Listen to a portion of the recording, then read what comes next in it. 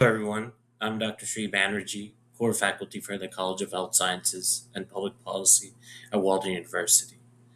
And in this segment, I'm going to be going over an interesting theory that has external locus of control, and that is known as self determination theory. So, the American Psychological Association released a huge article about this last year, and in that they described the self determination theory in the last in the quarter century of human motivation research. Um, so, what's the history of self determination theory? Well, in the 70s and 80s, Richard Ryan and Edward Deci, then both at the University of Rochester, began fleshing out a humanist theory of motivation that differed from the behaviorist theories that dominated at the time. Up to that point, everything revolved around the role of reinforcement.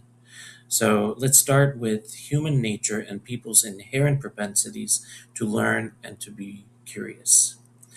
Um, so this was like a Copernican turn in the field of motivation.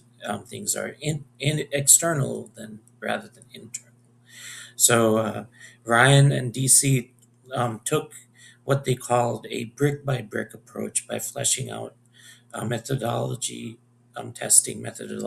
testing elements of self determination theory across multiple contexts. So here's the two scientists that came up with this. So this is SDT, as they call it, is established as an evidence-based framework for understanding human motivation, personality development, and wellness. Um, so this is the paper. This is about now about 15 years old, but there's a lot of components, foundations of discovery, and whatnot.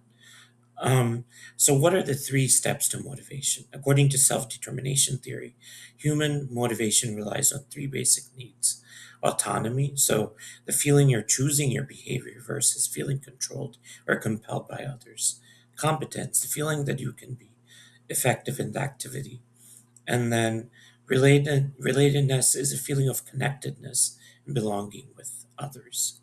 Um, so all three are important, and it's important to take these into consideration when you're applying self determination theory.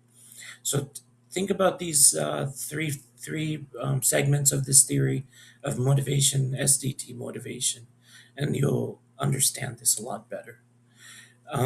So that's about it. This is the article that's been written about this, and I encourage you to go and take a look at this and the theories and some of the handbooks that are out there. And then the future about how positive psychology can combine with public health. So that's about it. I hope this has made some sense. Thank you for listening.